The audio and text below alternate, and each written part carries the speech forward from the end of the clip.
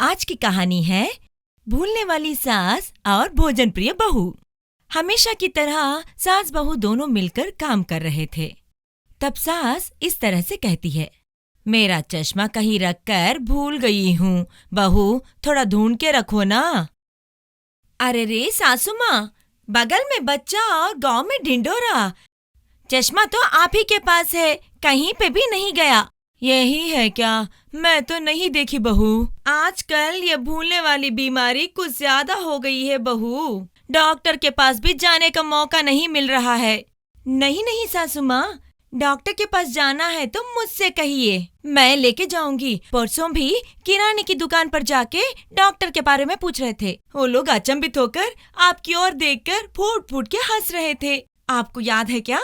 पता नहीं, मुझे याद नहीं। हे भगवान, चूल्हे पे दूध रख के आई, भूल गई मैं। कहते हुए सासू माँ रसोई में जाती है। चोर चोर, अरे ओ बहू, कोई चोर आया है, बचाइए, कोई बचाइए, समय पे मेरे पति भी घर पे नहीं है। कहते हुए सासू माँ जोर से चिल्लाती है। बहू वहाँ भागे हुए आती है। क्या हुआ सासू माँ, कहाँ है चोर? कहते हुए इधर उधर देख रही थी बहू। एक व्यक्ति वहाँ ठहरा रहता है। उसको देखकर बहू ऐसे कहती है, सासू माँ, आपकी भूलने की बीमारी को एक बड़ा नमस्कार। वो कोई और नहीं है, आपके पति, मतलब मेरे ससुर जी है सासू माँ। बहू, तुम आई हो तो बहुत अच्छा हुआ, नहीं तो ये मुझे मार डालने वाली थी। बहुत ही बेहतर हुआ। क्या है ससुर जी, इनके चिल्लाने पर आप कुछ तो कहना है ना? क्या कहूँ बहू, परसों ऐसे ही प्यास की वजह से नींद से उठा था। तब तेरी सासू माँ भी उठी थी। तब मैंने तुम क्यों उठी बोल के पूछा था। पता है तेरी सासू माँ ने क्या कहा? भैया जी आप इस समय पे क्यों आए हैं कहा। मुझे कुछ आवाजें सुनाई दी तो इसीलिए मैं उठी। घर पे भाभी और बच्चे ठीक है क्या पूछ रही थी। मेरे लाख कहने पर भी ये मुझे भाई बुलाने से रोक नहीं रही थी। उसके मुंह से भाई का नाम शब्द सुनने से बेहतर है मैं चुप रहूं, इसलिए मुंह बंद रखा था। ऐसा कष्ट किसी और को भी नहीं आना है ससुर जी। सही कहा बहू।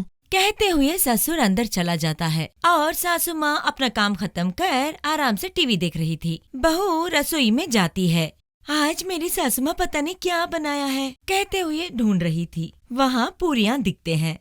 उसको देखकर बहू को मुंह में पानी आ जाता है। एक भी ना छोड़कर सब कुछ खा लेती है। और तभी सास इस तरह से कहती है, अरे वो बहू, बहुत भूख लग रही है, सुबह मैं कुछ बनाई थी, वो लेके आ।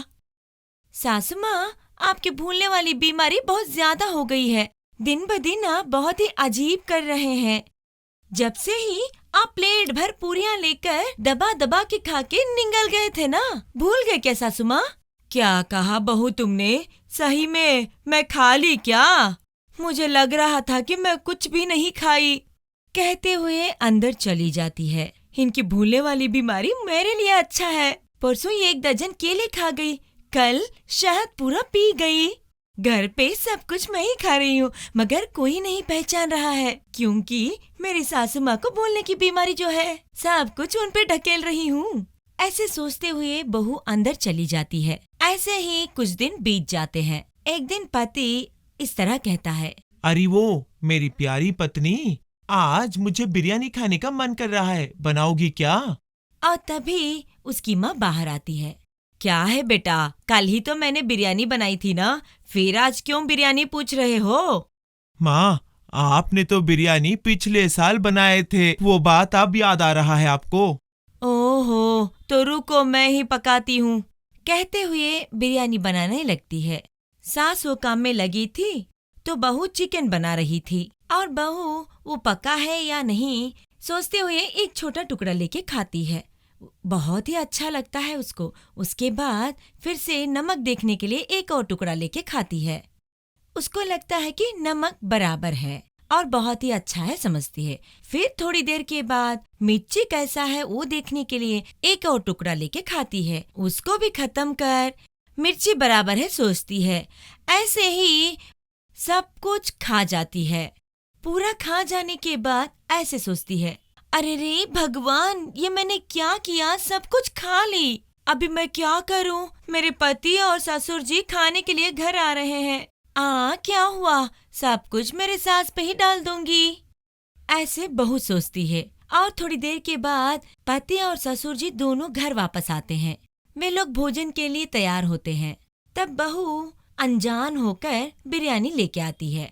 ये क्या है? तेरी सासू माँ बिरयानी बनाकर चिकन नहीं बनाई क्या? इसकी भूलने वाली बीमारी से पता नहीं ये बिरयानी कैसे बनाई है। सासू माँ नहीं नहीं कहते हुए ही एक टुकड़ा भी ना छोड़ के सब कुछ खा लिए थे। अभी देखिए ऐसे बैठे हैं कि कुछ नहीं पता है। मैं खाई क्या?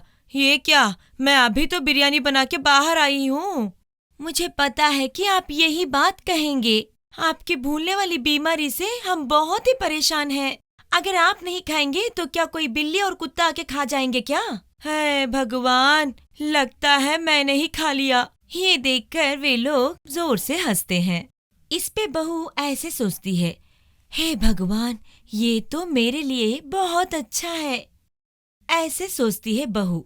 ऐसे ही कुछ दिन बीत जाते हैं। भोजन प्रिय बहू घर में सारे फल, दाल, खाने की सभी चीजें खा जाती है। ऐसे में सास बहू से कहती है, अरे वो बहू, घर पे सब कुछ खाने की चीजें गायब हो रही हैं। मेरे पूछने पर मुझ पे ही डाल रही हो।